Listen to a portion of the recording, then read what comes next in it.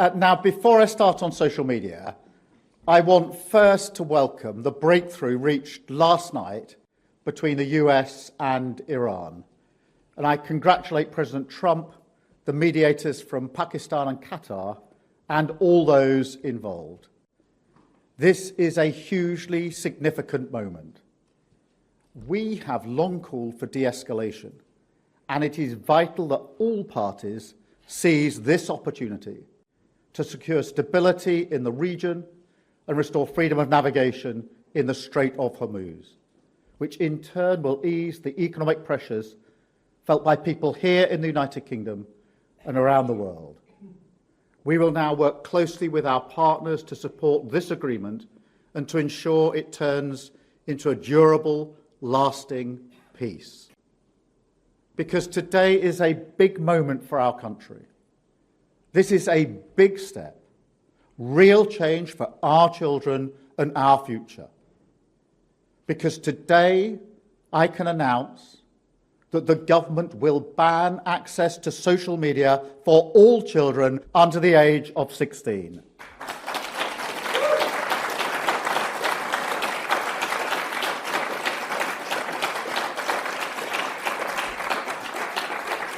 Look,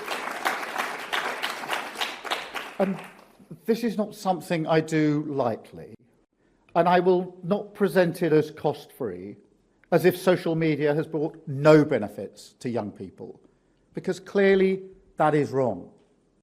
But government is always about choices, and it's clear to me that a full ban is the right choice. Now, I come to it as a parent myself. I know exactly the fears that we all feel when we're thinking about this issue. You know, all I've ever wanted for my own children, hand on heart, is for them to be happy and for them to be safe. And I think that's what any parent wants.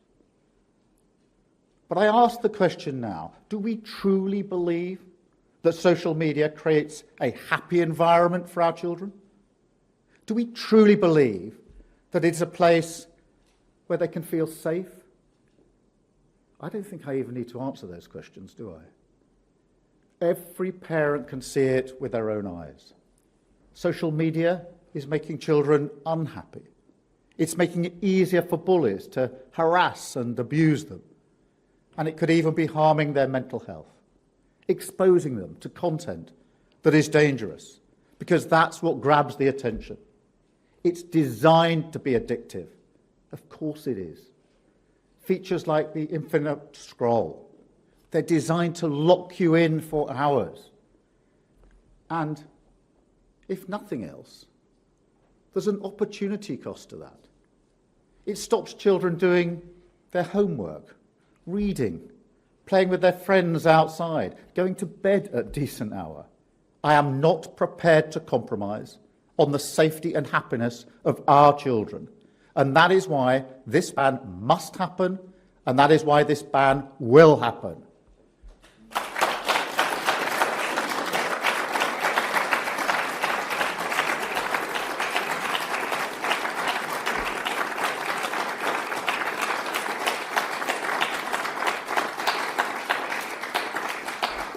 But it won't be easy. I mean, some technology companies want us to think that social media is unchangeable, part of an almost natural order. But we have to resist that kind of learned helplessness. We have agency. We can change it, and we will. Yes, it's hard. Hard to legislate for, hard to regulate, hard to enforce. That's why we sought a wide range of views on this. That's why we listened to people, had a conversation. We looked carefully at the evidence, learned from countries like Australia that are taking similar steps. And we're not just bringing forward a ban, we're going further.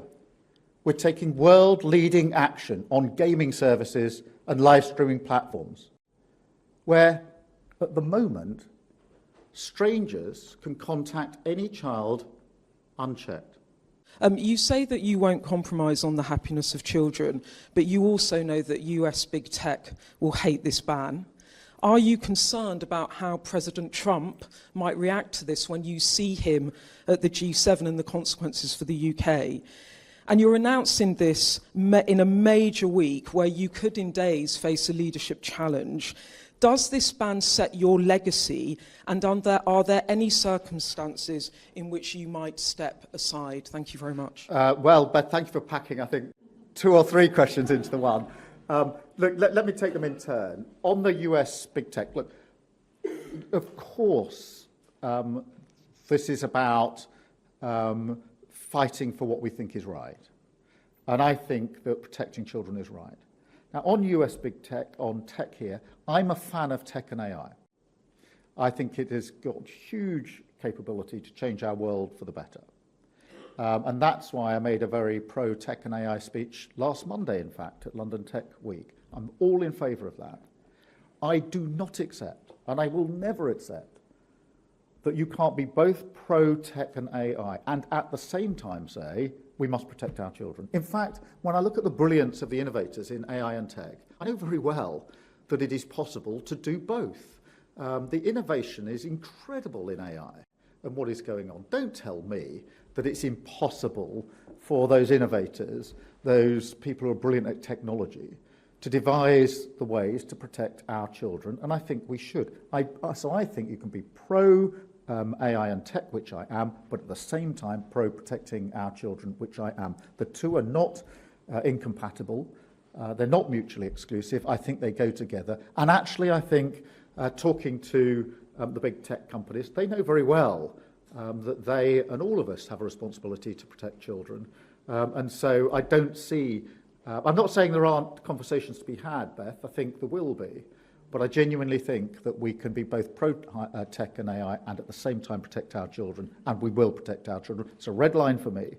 I'm never going to accept the argument that for the future of AI and tech, we must leave our children exposed in the way that they have been or they might be in the future. I'll never accept that argument. And I don't think the vast majority of people in this country would say so. In relation to the legacy issues, I see this differently. This is a huge issue for the country. This isn't about any one individual. It is something which people in this room have been concerned about living with and campaigning about for years. And I think we do them, and all those who've been concerned about this, a disservice to try to put that into a particular week when there's a by-election. Actually, that's not what it's about. This is a statement of our values, who we are as a country. And it's a way of actually bringing our country together. So for me, this is bigger than some of the usual to and fro's of politics, although there's plenty of that. In relation to President Trump, I honestly think that across world leaders, there has always been a recognition that leaders have to take steps to protect children. I don't think that's controversial. There will always be arguments as to exactly what the limits of that are. And what rules should be in place. But I don't see that as a problem. And obviously, we're about to go off to the G7 later on today, and I will discuss this with world leaders when I'm there.